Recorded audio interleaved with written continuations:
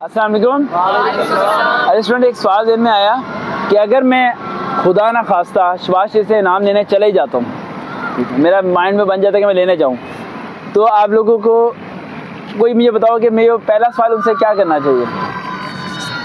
बताएं आप, क्या राय है, क्या मुझे पहला सवाल उनसे पूछना चाहिए? सर, स्टूडेंट्स की एजुकेशन के बारे में, जो शबाज शरीफ को समझ भी आ जाए। सर उनको जो समझ आए उनके लिए हमें भी पहले सोचना पड़ेगा कि उनको कौन सी चीज़ है जो समझ आए। आपके बताना चाहते हैं कोई सवाल? आप कब छोड़े सीट कब छोड़ना है आप? कुछ वैसे शबाज शरीफ बंदा बहुत सादा है, शरीफ प्राइम मिनिस्टर हमारा, और वो किसी के बारे में बुरा नहीं सोचता। बस मसला ये है कि उसे समझ में नहीं आ रही करना क्या, लेकिन बंदा शरीफ है, ये बता रहा हूँ आपको। देखो, उसे ये नहीं पता पोस्टमार्टम क्या होता है।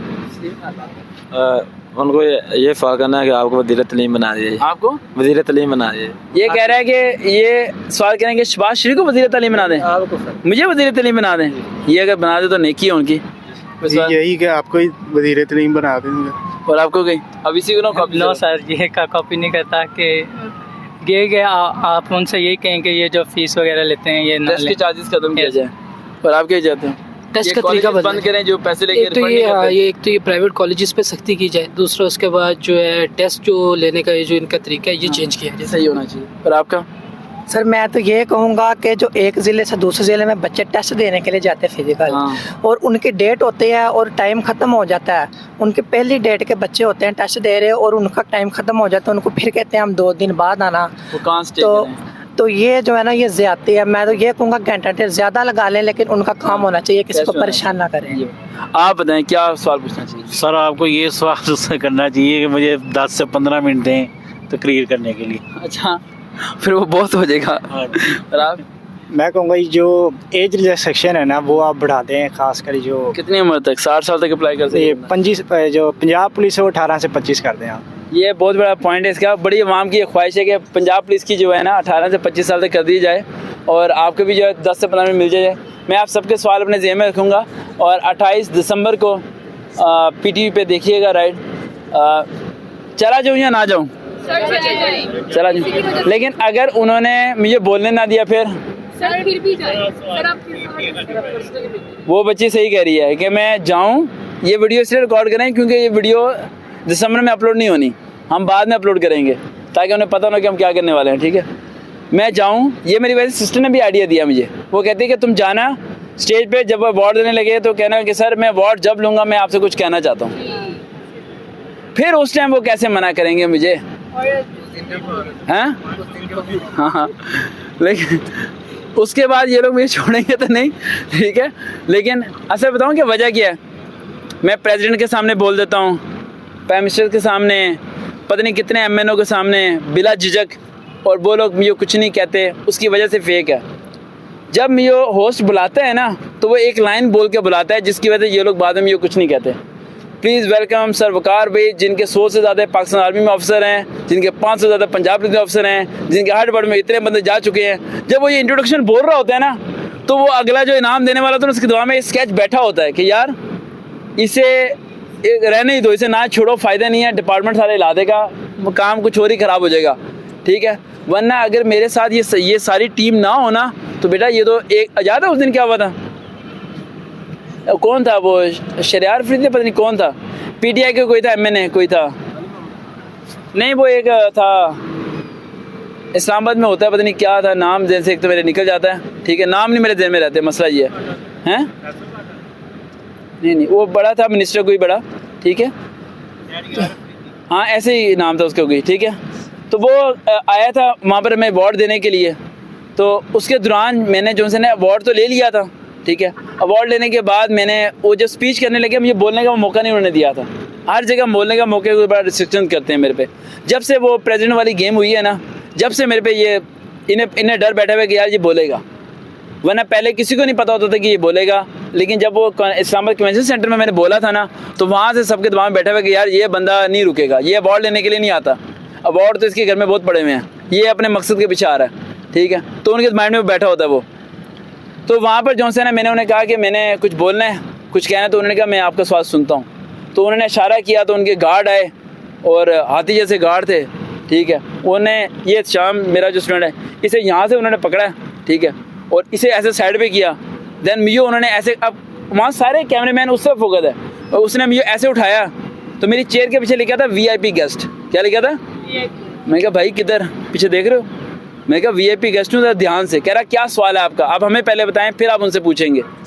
तो मैंने कहा यार सवाल तो मैं उनसे पूछूंगा, और तुम हाथ नीचे करो, यहाँ जिद बस हुई नहीं है, फ़ायदा कुछ भी नहीं होना।